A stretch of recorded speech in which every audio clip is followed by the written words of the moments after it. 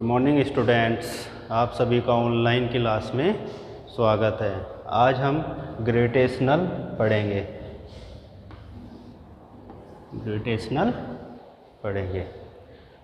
देखा होगा आपने किसी भी बॉडी में, सबसे पहले न्यूटन ने बताया था 1686 में ग्रेविटेशनल फोर्स कैसे काम करता है या कैसे लगता है।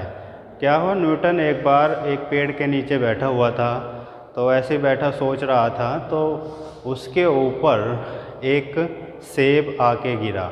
सेब के पेड़ के नीचे बैठा हुआ था, तो उसके ऊपर सेब आके गिरा। तो उसने सोचा कि ये सेब नीचे ही क्यों आया है, ऊपर क्यों नहीं रहा। तो उसने बताया कि इस पर क्या काम कर रहा है, इस पर कोई फोर्स काम कर रहा है जो किसको खींच रहा है, अपनी तरफ खींच रहा है। किसी भी ऑब्जेक्ट को, किसी भी वस्तु को अपनी तरफ खींच रहा है। तो न्यूटन ने 1686 में बताया कि जो आपकी पृथ्वी है वो अपनी तरफ क्या खींचती है, किसी भी वस्तु को खींचती है। उसको क्या बोलते हैं, ग्रेविटेशनल फोर्स। आपका क्या बोलते हैं, ग्रेविटेशनल फोर्स। तो अगर कोई भी स्पेस में या आपका कोई भी दो ऑब्जेक्ट्स है और उनके मास m1 m2 है, m1 और आपके पास m2 है, और डिस्टेंस आपकी इन बिटवीन r है, तो m1 पर फोर्स F1 अट्रैक्शन लग रहा है और इसके कारण F कह लो, तो F और इसके कारण F दोनों पर क्या लग रहा है, एक अट्रैक्शन फोर्स लगता है, एक आकर्षित फोर्स लगता है, जो पृथ्वी या अर्थ किसके तरफ खींचती है, अपने सेंटर की तरफ, आपकी केंद्र की तरफ किसी भी ऑब्जेक्ट को खींचती है। तो उसने बताया F क्या होता है, F प्रोपोर्शनल m1 m2 और F इन्वर्सली प्रोपोर्शनल इन दोनों के बीच की डिस्टेंस, इन दोनों ऑब्जेक्ट जो भी आपके m1 और m2 मासीज हैं उन दोनों के बीच की दूरी इन्वर्सली, उनके स्क्वायर के इन्वर्सली प्रोपोर्शनल होता है। अब दोनों इक्वेशन को कंबाइन करो तो आपका क्या आएगा, F proportional m1 m2 upon r square.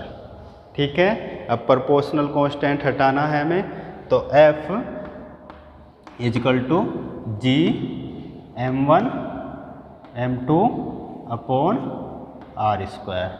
ठीक है, ये क्या आ गया आपका, G क्या है, ग्रेविटेशनल कांस्टेंट। G क्या है आपका, gravitational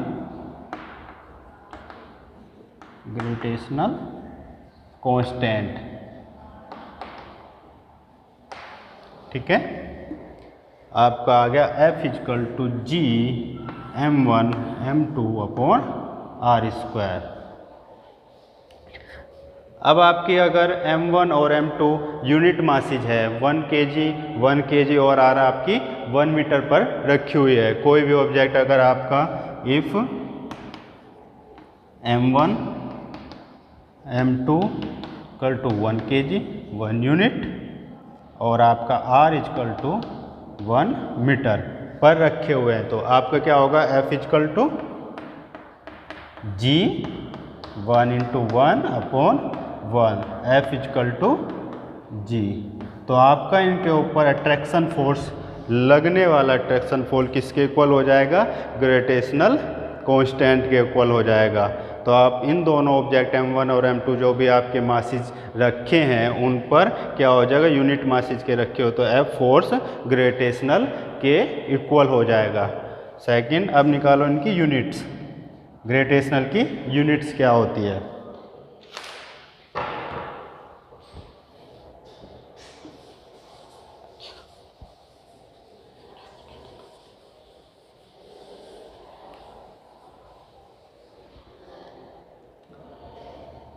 F equal to G m1 m2 upon r square.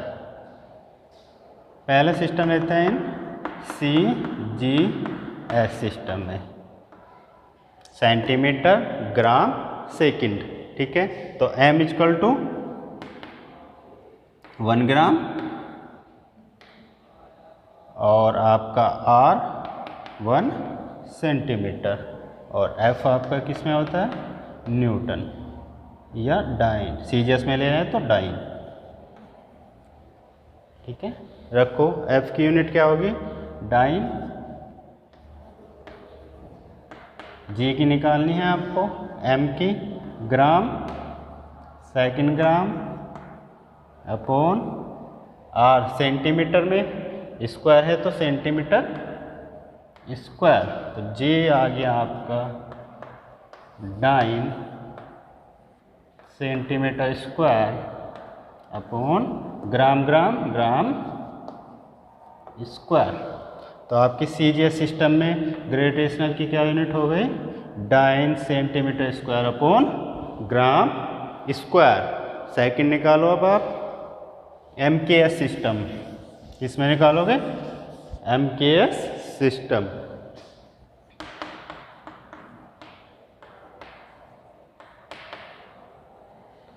M मास को केजी में लेना है, किलोग्राम, मास मीटर, के को किलोग्राम, एस को सेकंड। पुट अप करो। एफ क्या होता है आपका, यूनिट न्यूटन, जी की आपकी फाउंड आउट करनी है, एम की आपकी होगी किलोग्राम, और आर आपका आ गया मीटर। वैल्यू पुट अप करो। F newton equal G metre into metre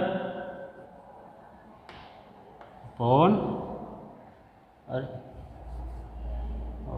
kilogram, kilogram into kilogram, KG लिख सकते हैं, और नीचे आपका मीटर स्क्वायर।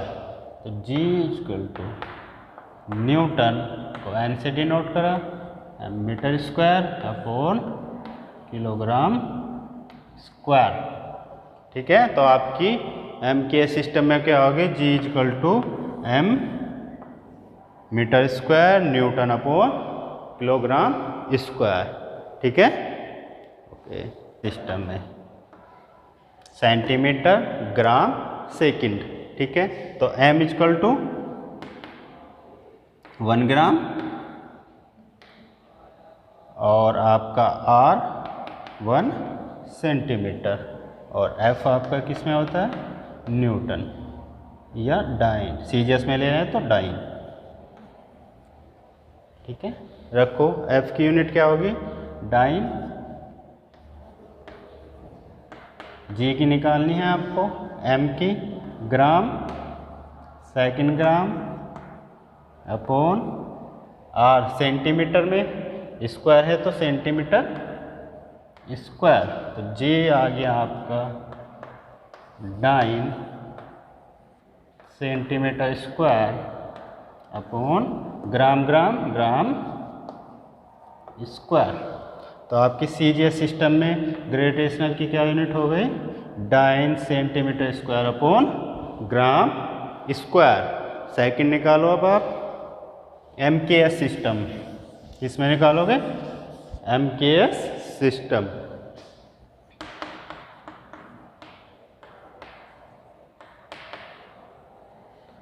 एम मास को केजी में लेना है, किलोग्राम, मास मीटर, के को किलोग्राम, एस को सेकंड। पुट अप करो।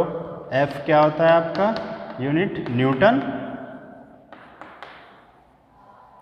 जी की आपकी फाउंड आउट करनी है, एम की आपकी होगी किलोग्राम, और आर आपका आ गया मीटर। वैल्यू पुट अप करो। F newton kilogram, kilogram into kilogram, KG लिख सकते हैं, और नीचे आपका मीटर स्क्वायर। तो जी इक्वल टू न्यूटन को एन से डिनोट करा, metre square upon kilogram square. ठीक है, तो आपकी एम के सिस्टम में क्या होगी, G equal to M metre square newton upon kilogram square. ठीक है, ओके।